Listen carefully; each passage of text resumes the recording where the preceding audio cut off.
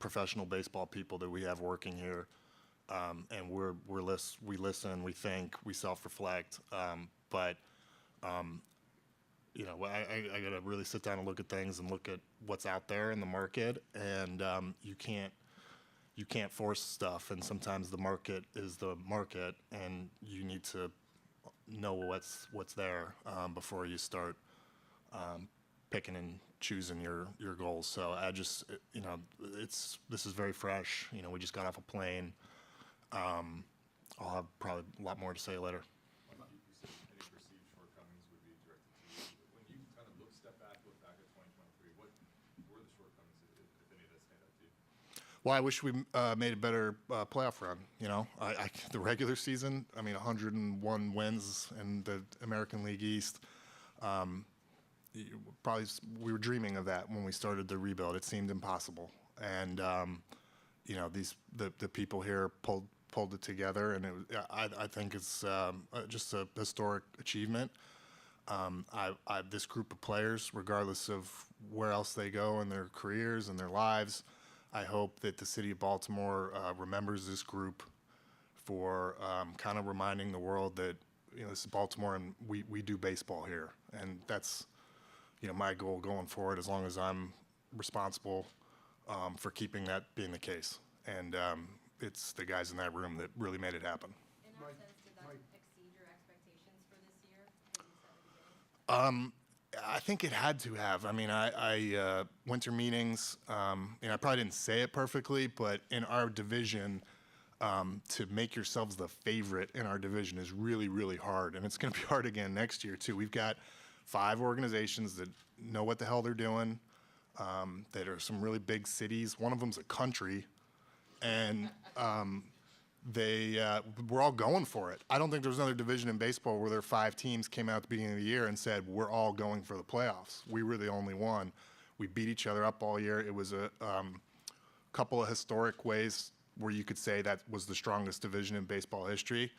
I think the American League East, we ate some humble pie in the playoffs, and maybe we'll tone down the rhetoric a little bit this winter about our division, but we all know in our division what it's like, and I think we all have a shared respect for the experience that we all have in the American League East, and that's going to be the case next year. Mike, some of the deficiencies this club may have had, how much of that might have been just because they exceeded your expectations so much? It's a young group with a lot of steps forward that occurred as we were watching mid-season. Credit to the players, as I've said, but also credit to the coaching staff and the support infrastructure that we've built for them. Maybe there's some of that because this was developing in 2023 as it happened, but I don't want to stress the shortcomings of this roster given what it accomplished. We've got a lot of people around here that are very serious about winning, and we fell short. And so we're all individually going to reflect on things that we could have done better, even though a lot of great things happened this year. I think that's how you stay a champion or become. We won a championship this year. It was American League East, but there were a couple others that we fell short of, and so we're all going to work on ways to better our chances for those next season. Mike, a couple months ago, John Angelos told the New York Times that if you guys started signing several of these young players to long-term contracts, the organization would be financially underwater. From your vantage point, is that accurate? And do you kind of have to operate under an assumption that you're only going to have these players for the 6 years? Speaking from personal experience, I think sometimes when you stand somewhere and talk to the media and try to say things and have them be interesting for 40 minutes, things don't come out exactly how you meant them, or especially little snippets of what you said. We are very focused on keeping this organization as successful and healthy as possible within the constraints of reality. And a big part of that, obviously we have players here that we love, and you look at it right now and you go, boy, I wish we had those guys under contract for longer than they currently are. And a big part of the calculus of keeping this franchise healthy is pursuing, or examining opportunities to, possibly keep some of these guys longer. And so I've said it over and over. We quietly work on this in the background. I don't want to be the one out talking about it, but obviously that's, a part of our job as a front office to tackle that subject. Better season next year, and especially in the postseason, if we, to whatever degree we can control that. And there's a lot that goes into it. And we have an amazing farm system, and there's a lot of ways that benefits you. So it's a good thing. We're going to do our jobs this winter.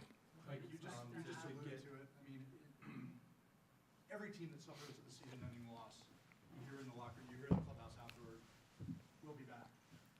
Do you believe that this team has more reason to believe that than a lot of teams that are in that position? The only thing that tempers any kind of I don't know if enthusiasm is a word, but is our division's hard, and so I don't take anything for granted. Do we have the talent and the organization to have another regular season as successful as our regular season was? Absolutely. But there's other organizations out there trying to, and we're going to have 162 games next year, and a lot's going to happen. But I am exceedingly confident we're going to have another very competitive, entertaining, excellent season next year. What that results in, wins and losses or division titles or that stuff, I'm humble about how hard it is and what this group achieve next year. But we're going to pursue that stuff. We've had a couple of really big milestones the last couple of years. This one was huge, and I'm very proud of it, and we want to do it again. Mike, to get a little specific, obviously Gunnar has had a very good season for you guys. But how much weight do you give sort of the three-game appearance in the ALDS when he has a performance like that? I mean, do you look at that as a talent evaluator and think, okay, like Gunnar's going to be able to replicate this in coming postseasons? If he had gone 0 for, I wouldn't think any less of him. But everything that he does at his age and the way he does it is it's a treat to watch. For me, as somebody who's been watching baseball my whole life, it's a treat for me to watch Gunnar Henderson play baseball. I'm so happy that we have him. Can't say enough good things about him.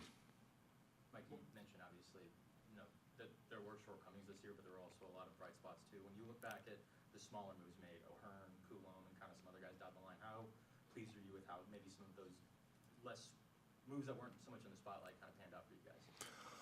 I don't. We don't win the division or 101 games without Danny Coulomb, Ryan O'Hearn. There's other people that I'm going to forget, so I don't want to rattle through the list. But great outcomes with those moves. I think it's a product of having a front office process that's, in my estimation, sound. But you're not going to get that all the time, and we obviously didn't hit on 100% of the things that we did. I'm happy that it happened, but I'm really focused on trying to do it next year and do better. Like sometimes players sign to, I guess what the industry might call mid-level free agent contracts can have major impact in October. You look at a guy like Evaldi, he's impacted 2 series already. For Texas, he was like a $60 million guy, however that contract's going to play out. If the front office decides that level of guy is our guy that can really make a difference, can you make that deal? Are you authorized to make that deal?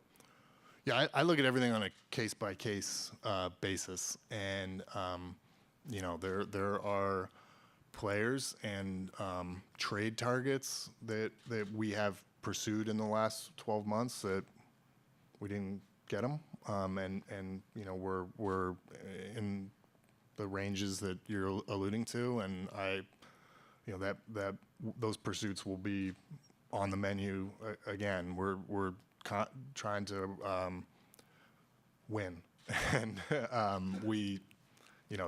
those types of deals are obviously a part of that. Doesn't mean you have to do them any given year, but we will be talking about them and doing what we got to do to have another great season and an even better season, and then also seasons and seasons after that. Should I fans do have a expect, long list of arbitration eligible players this year in the past that's been, making some difficult decisions on guys who have been here a long time that can move on from. Have you given any thought to what that could look like this year, and do you anticipate that those tough decisions are going to be on your radar? I think looking at the arbitration list writ large, it's a healthy group. I think the fact that we have so many is it's kind of an earmark of having a good roster these days. I mean, you know, it's the teams that have a lot of guys like that. You can look at the franchises, and they're usually in really good shape. It's a really good group. I'm not going to start talking about specific individual business in any corner of the organization right now, but it's a really good group of players, and they had good seasons, and they're going to get raises through the system. Mike, between those raises and free agents coming off, should fans expect a higher payroll next season? I'm just in day one of our off season. That's my answer.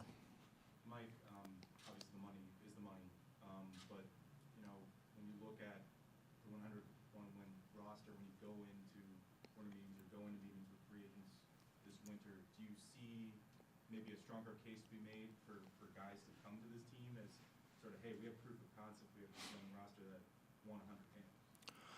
I sure hope so. I think you know, that's been increasingly the case here the last couple of years, and you know, I think, you know, we've now had Jordan Lyles and Kyle Gibson come here on one-year contracts and have really great years and great experiences, and you know, it's something that's really important for me to have a good environment for players. We talk constantly about how best to do that. I think it showed this year. I mean, I think our clubhouse was wonderful. A lot of people to credit for that, but we want this to be a great place to play. Well, this falls into probably either the boring category or the keep trying category. But given the fact that you guys, that the rebuild has gone the way it has, and that Brandon Hyde likely will be manager of the year, there are some questions as to, with all of that success, what is the stability of the front office, Brandon, coaching staff, et cetera? We know you guys are around, but we don't know any specifics on that, something you really have not spoken about. Can you give us a sense of how long Brandon Hyde are here with the Orioles? I approach this position that I'm in to maximize our ability to be successful and winning, and it comes sometimes at the expense of putting information out there or you know, feeding public info. And I don't see how it's beneficial to the Orioles team for that knowledge to be out there for our leadership, or for anyone, for our coaches, for our scouts. You know, everyone who's here, while they're here, has full support. To talk a little bit about your question and me and Brandon, we are 100% in on this. We're giving our hearts and souls and minds and quite a bit of experience to this, and I hope that lasts forever. There are some high-profile jobs out there, though, in both your discipline and his. Is it fair to say that you guys will not be involved in those this offseason? Yeah, we're back next season. I'll give you that. Good work. The replacement in 2024 for Felix, do you think he's on the roster right now, or combination for next season? Another question that's been on my mind. That is a massive hole. I don't even think we felt it totally, just with the way the games went in after he got hurt. It's going to be tough to replace him. So we're going to bring all of our brain power towards answering that question. Hey, Mike, you guys won 100 games, Dodgers won 100 games, Braves won 100 games. Two of the teams are already out of the postseason. Braves are trailing. Do you think the 5-day layoff is a bad thing? It's interesting. I'm following it and I'm aware of what's going on with the other teams, like you are. First of all, I don't want to make that as an excuse. I do not believe that was the difference between us winning or getting swept in the ALDS the way we did. So I don't have a big opinion about it. As you start Did the playing. balance schedule help you guys this season, or did the be as though you didn't have to play the American League East as much? I guess I mean, I thought it would going into the season. It's a good question. I haven't really looked at it or thought about it looking back now. And I think our record against the AL East was good and maybe better against our generic record. So I don't know. I'd have to take a look at that. That's an interesting question. As you start planning out your roster for next year, are you expecting Jackson Holiday to be a part of it? He'll be at Major League Spring Training. I mean, he was last year. He didn't have a full season anywhere because he moved so fast, but he hasn't been in AAA terribly long, but he did pretty well. I think when you're 19 and then you're 20, it's 1 year, but that's a lot of aging and physical development. I can't wait to see what he looks like in spring training. Look forward to having him there. He's going to have a chance to make the team.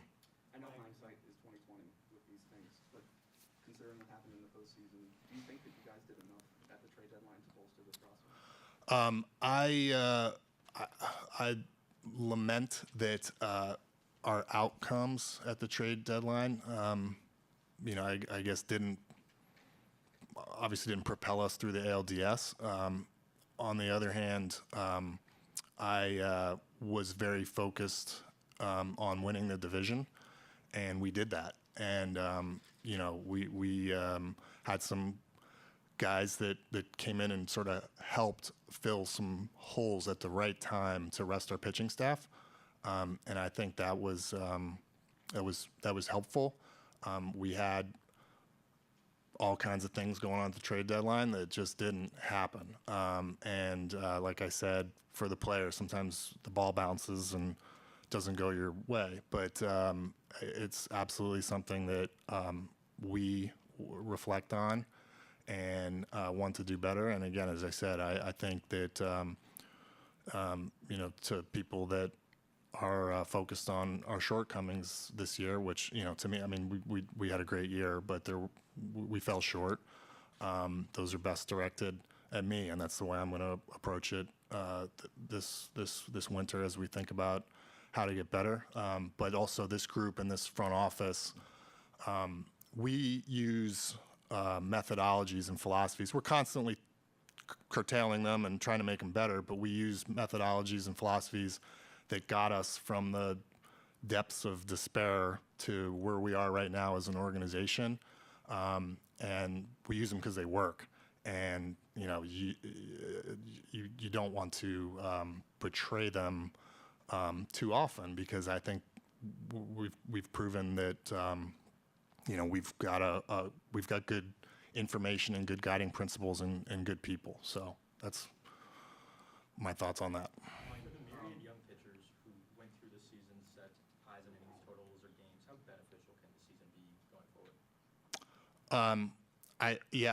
That's been a big topic a lot the last few years coming out of COVID. And I mean, I hopefully that's increasingly less of a problem for our Orioles pitching staff. These guys banked a ton of experience, and including the postseason experience too. So I think they'll be better off for it. Mike, we saw down the stretch for the AL East, and obviously in the series, Brandon had a very active managing style, making a lot of moves in games, and that had a good outcome in the AL East race, maybe not in the ALDS. How do you evaluate that, and what do you make of Brandon sort of at the helm of a team with stakes? I thought he had an unbelievable season. He's going to win Manager of the Year. He should. If he doesn't, I don't know what happened, but he had a great season. Mike, what kind of year was it for the international program? It seemed like there were some honors for guys even beyond the SIO. How big will that be for you to try to keep a highly rated farm moving forward? You see it now. I mean, you look at our prospect list. You look at Basayo, and I'm reminded of still the lack of international presence from the Orioles. I mean, the group of Latin players on this roster is kind of small still, and we want that to just grow and grow and grow. We're off to a great start. We're past the I'll use the word hangover phase of not having an international program and kind of being behind. I feel like that's over. The academy is looking great. It should be done. We should be in there this offseason. And I'm excited about our international program and Kobe Perez getting this thing off the ground. There's few people in baseball that were capable of doing that. You mentioned the methodologies and the philosophies of the organization and the success of them to get you to where you guys are now. But now moving forward, you have a new data point, which is the postseason. The first one didn't go well. How do you weight the small sample and the randomness of a postseason versus the large sample of a 162-game season? I think that we want to overweight our failures when we go and self-reflect over the winter and try to push ourselves to get better. That said, if we're evaluating players or things like that, I don't want to get caught up in what they did in a 3-game sample. So we're going to weigh it heavily as an organization, but in terms of like finite events on the field, there's much larger samples to draw from. Tyler Wells and DL Hall are two guys that started the season as starters and ended them as relievers. Do you still view them as starting pitchers moving forward? I'm going to plead the fifth again and not talk about specifics with the roster or the offseason. But look, that was both of those guys had difficult years. I mean, Tyler Wells to start the season and be disappointed that you didn't make the All-Star team, and then for whatever reason just kind of run out of gas or just not have your weapons at your disposal that you're used to in the second half, go to AAA, get through that, and then come up and then pitch like nails in a playoff race at a time when he was badly needed was inspiring to watch. I wasn't surprised. I mean, I know what he's wired like, and I wasn't surprised. We were counting on him, and he came through. And then DL, all the injuries and going to Florida and just being off the grid and just getting it all together at the exact perfect moment when we needed him most is one of the many things that I'm very proud of with this group of guys. Could you see a scenario where both Hauser and Kerstad make the team next spring? Yeah. Mike, this is the second year of the new left field wall. Do you have thoughts on it 2 years in? And should we expect the outfield to stay the same dimensions for the coming years? I'm glad we did it. It coincided with winning baseball in Baltimore and a better style of baseball, which is kind of one of the things that we talked about. Is it perfect? Is it the exact perfect dimensions? Does it look perfect? Is it going to stay that way forever? No, and I don't know. But we're going to be renovating the stadium through this new agreement in the next few years. I don't have any specifics, but I'm totally open to that being on the table, and especially from maybe a smoothness or aesthetic standpoint, I think that's something that we should talk about and take a look at. But I definitely like not having the most ridiculously homer-prone left field in the league. That wasn't good, so we changed it as quickly and as realistically as we could at the time, and seems like it worked. All right, thanks everybody. Thank you. Back in less than 10 minutes with Hyde. Thank you, Mike.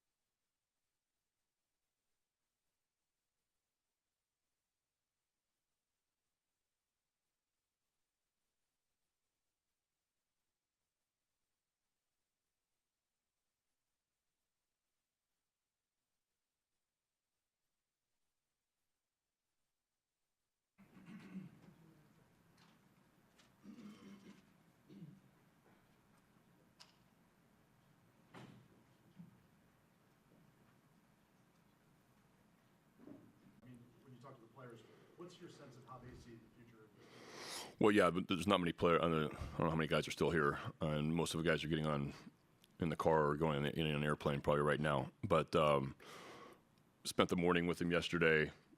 You know, the team flight back. I think guys are very disappointed, but I think they're very aware of what they accomplished this year, and they should.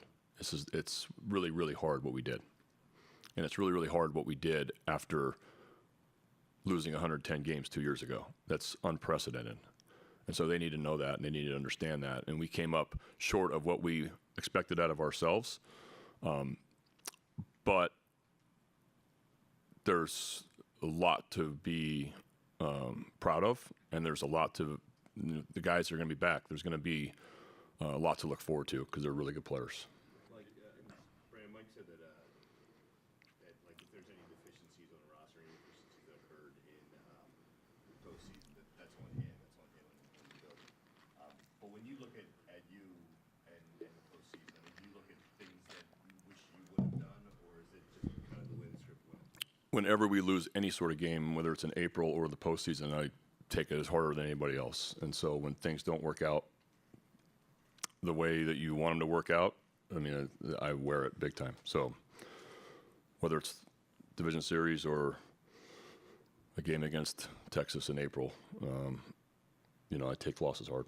Brandon, to that point, obviously a lot of your players have gone to the postseason the first time. That wasn't your case, but it was your first time in this role. What did you kind of learn from those 3 games? Well, it was 3 unusual games. I mean, the first game was a game that we won a lot of how that game was played. We won that game a lot, and it just didn't happen. We had scoring opportunities and just couldn't cash in. They made Young made a great play at third base in a big spot after Chappie had a tough time commanding, you know, in the inning, and it just didn't go.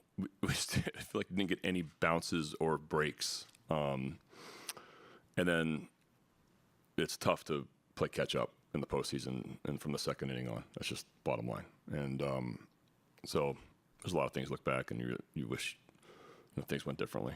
Brandon, do you expect the rest of your coaching staff to be around with you next year? Yeah, I haven't even had those discussions with Mike. Me and Mike are going to talk about that, you know, in the coming days. But I thought our guys did a great job and a huge part of why we won 101 games. Brandon, you said a bunch of times that the talent on the roster is a huge reason for the jump the last season. But what has it been like for you as a manager to kind of see, you know, your moves and decisions and your wins kind of reach that higher stage to the point where you're being discussed in these conversations about manager?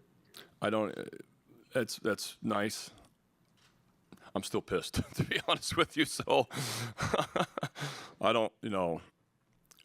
I'm disappointed, and I mean, I don't really read a ton, and I try to keep my focus. I mean, when the season's going on, honestly, like all I'm worried about is that night's game, and so what's happening around me, sometimes I'm not aware of, or I'm being told, but I'm just trying to get better every day, honestly, and I'm just trying to put our team in position to win as much as I possibly can.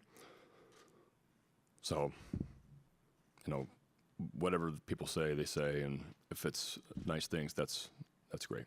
Brandon, for a long time around here, we've been wondering where we have a number 1 starter, and we were looking towards free agency or a big trade. Right. Even with Bradish's growth this season, the club has like a real number 1. I think it's got an opportunity to be a number 1. I think a lot. I mean, when you talk about number 1 starters, it's a handful in this league. True number 1s, and it's hard to be a true number 1. So, does he have the ability to? Absolutely. Does Grayson have the ability to? Absolutely. They're ways away. You know what I mean? They're ways away. A true number 1 is a guy that is going to stop any sort of losing streak, a guy that's going to, you know, go dominate a team in postseason, like those type of guys. And those are hard to find, but those 2 guys have the stuff and the ability to be that type of guy. Does the team need a guy like that to get past where you guys are? Well, I'm hoping those guys develop into that possibly. I don't know what we're going to do this offseason. That's not my department. I'm going to do the best I can with the roster that's given to me. I know Mike will be in discussions, and Mike will talk to me about roster stuff through this offseason and into the winter meetings and all that stuff. I can't believe we're already talking about that. But we'll see. I honestly don't know what moves we're going to make or what additions we're going to do, or we haven't even discussed next year at this time. I guess to follow that, Mike said that he will give a lot more weight to individual performances over 162 games than what someone did in a 3-game playoff series in terms of his outlook on a player going forward. Are you kind of in that same boat? Yeah. I think in the world of analytics, there's big samples and there's small samples. They tend to look at the big sample. So 3 games is kind of a small sample. It's also a first experience for a lot of those guys, and we're going to evaluate everything going forward. We just got our teeth kicked in, so we're still wearing it. Wow, that caused a reaction. The 5-day layoff that's going on for some of the better teams and the way it's impacting things. Do you think that's something that needs to be looked at down the road, or? Well, I don't think it helps. Let's put it that way. I don't know what they're going to do. I know that there's a lot of things that are way more. People make a lot more money than I do that figure that out, and there's a lot more money involved than my opinion. So I don't know what they're going to do about that. I think it's a long time. Brian, it is tough to manage these postseason games as is, but when you have starters who aren't able to get out of the first portion of the game, what's the mindset of you as a manager at that point? Are you in scramble mode? Like, what's going through your mind? Well, you're at that point, you're just trying to stay in the game somehow. Try to give your team an opportunity to catch up.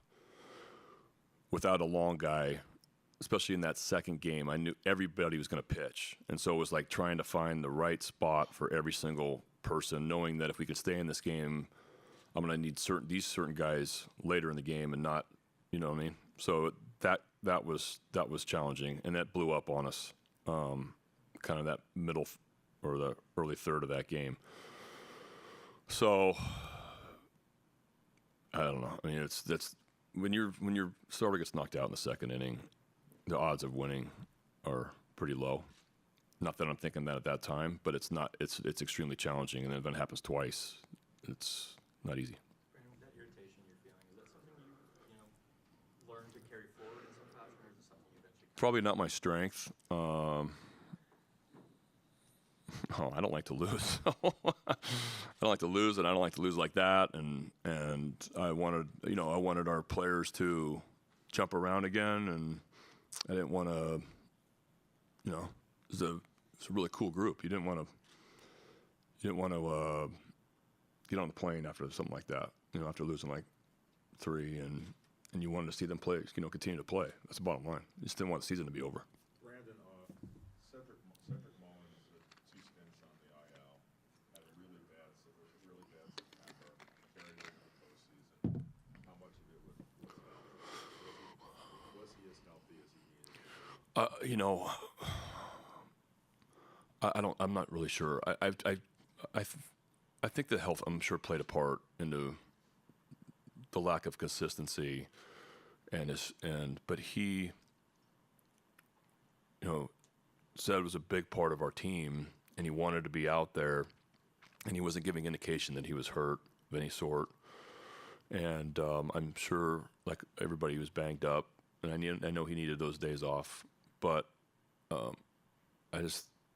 didn't end the season very well, very strong, and still played great defense and looked healthy playing defensively, but just couldn't get going offensively there.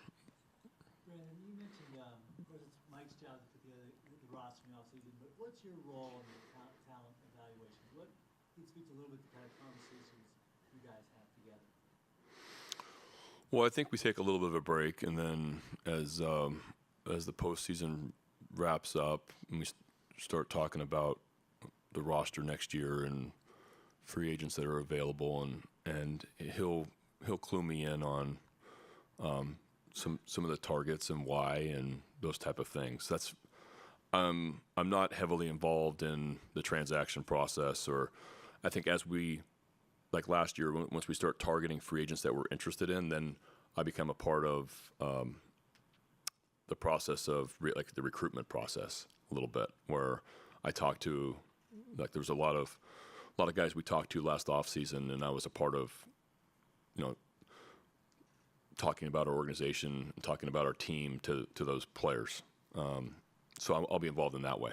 Brandon, I asked a similar question to Mike. Being a part of that recruitment, do you think having the 100-win season behind you is going to maybe speak to potential free agents a little more as the proof of concept that you guys have got together and might be an attracting factor?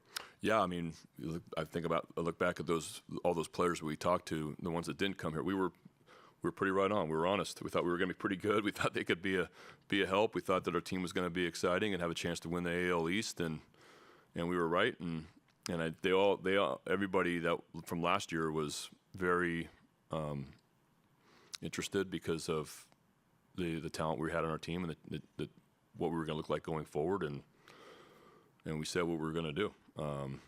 Maybe a little bit more than we thought we were going to do, honestly, to start the year. So I think that that's going to be the same way this year, where people are going to see that they enjoy playing here, and this is a fun team to be on, and we're going to win. Brandon, they make a decision to play gunner mostly short. A lot of managers would have buried a player like Mateo. You seem to still make sure he was part of the process of winning. You see a lot of value in him? I do. I mean, there's only so many guys in the league that can run like him. There's only so many guys in the league that have that sort of talent. He's still kind of early in his career. I primarily played him against lefties the second half of the year, last 2 months of the year, kind of, just because I thought I wanted to give him a little bit better opportunity, honestly. And he performed. He swung the bat well against left-handed pitching, and made a difference for us when he was in the lineup against them. As a follow-up, did you see his defense take a step back when he was playing part-time? I think a little bit. I think also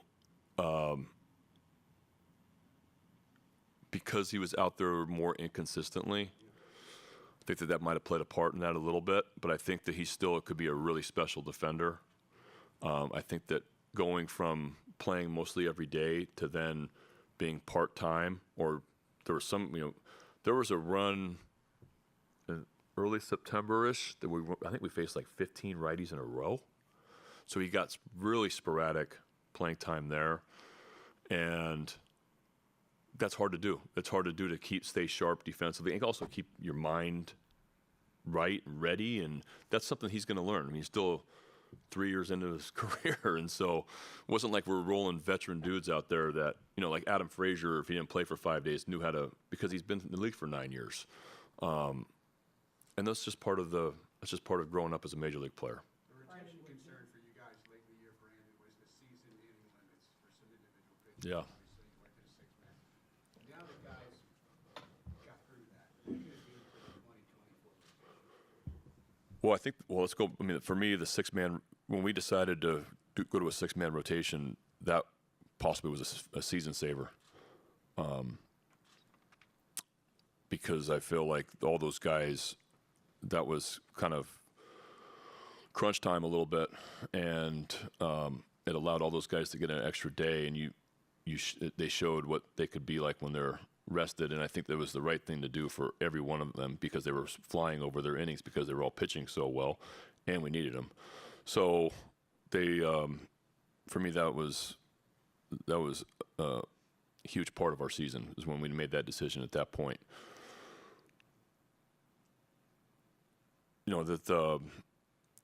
I'm excited about our rotation going forward. Like I said, I'm not sure what's going to happen from a roster standpoint, but I know that we have some guys in there that had great experience this year and had really good seasons and are still really young in their career. I mean, if you just go back what Tyler Wells did the first half, and then we did the last week of the season, it's unbelievable. Arguably our best starting pitcher the first half, and then becomes, I don't think he gave up a run since he came back out of the bullpen and showed the kind of the stuff that he had out of the bullpen from a couple of years ago. So our starting pitching is up and coming, and I think that they're only going to get better. Brandon, with Dean going into Game 3, obviously he had a lot of his Yeah. mind into that game. How was he going into the game, and was there any thought to make a change there maybe before? Yeah, of course. Yeah, I mean, a lot of things. But he seemed good, and we would have probably needed him for Game 4 if he didn't pitch Game 3. So, but he felt prepared for that day. We gave him a heads up that it was going to be that day. Then obviously, a lot of things happened over the weekend, and I thought he was handling it extremely well. If that affected it, that second inning or not, I don't know. But I give him a ton of credit for shouldering a lot and going to try to do what he did. Brandon, at the end of 2022, you talked about the leadership of Lyles and Rugi and Robbie. Yep. And how that would be difficult to replace. Yep. And this year you have Gibson and Frazier and Hicks, and you don't know what the situation is. McCann. McCann will be back though. Yeah. The other three, you're not 100% sure they're going to be back or not. How difficult is that, or is that just kind of part of it, and do you expect other guys to step up leadership-wise? Yeah, I would expect that we're going to, possibly acquire veteran players also. I mean, I think that's an important part of the clubhouse, and we've, Mike's done a great job of getting the right type of veteran guys in here. All those, you name six or seven of those guys, they're all have been incredibly helpful. Robbie still sends me texts. Robbie watches every game, and those guys have been a huge impact on our younger players, and you can't really see it out there, and nobody sees it, but we know it inside the clubhouse what they do for them, the young guys, and yeah, I'm assuming will be the same way going forward. How much would you like that trio to come back? Yeah, we'll see what happens. They're at a certain point in their career that they've earned to go do whatever's best situation for their family, and so whatever's the best for them, I'm fully on board. How do you feel like that middle group of the roster, half the group of players who's kind of been here throughout your tenure, has done in that regard, and how they've grown into this? Yeah, they've been.